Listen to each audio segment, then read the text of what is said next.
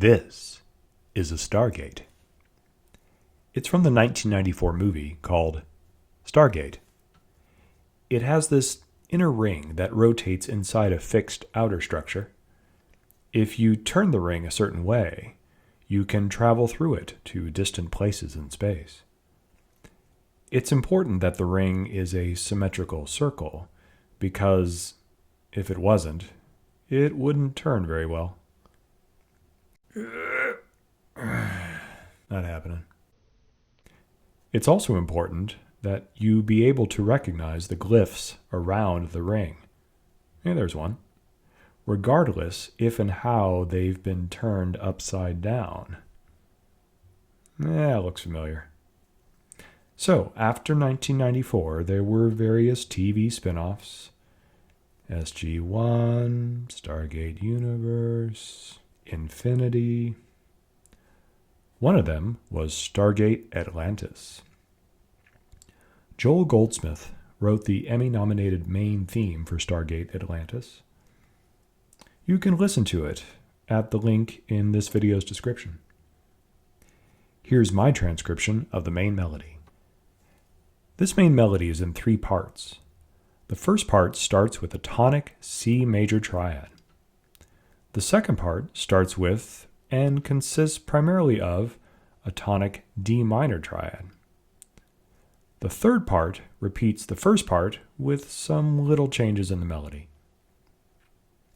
The first part divides into 2 halves with a big leap up from the end of the first half into the beginning of the second.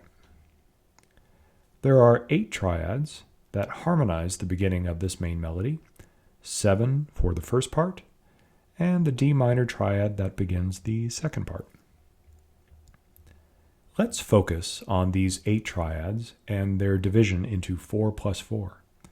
And let's take a look at the individual notes for each triad using this keyboard. Here I've spelled out the pitches we'll need. For example, here are the pitches for the C major triad. I've colored them blue because they make up the opening tonic triad. So tonic equals blue. For this demonstration, it really doesn't matter which C, E, and G I choose from the keyboard. Now I'll choose pitches for the G minor triad that are as close as possible to those of the preceding triad, preserving common tones, like so. We continue in this same fashion up to here.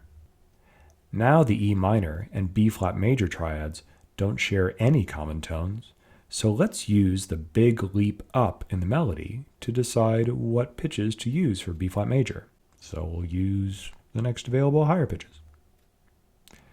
We continue as before, being sure to color the last triad as blue, since it's the tonic triad for the second part. Now let's make a little more room for the Stargate. Like the symmetrical circle of the Stargate, this progression of triads is special in that if you turn it 180 degrees, the shape remains the same. Another way to see this is that if you turn the first half of the progression upside down, it matches the second half of the progression. Ooh, let's watch that again.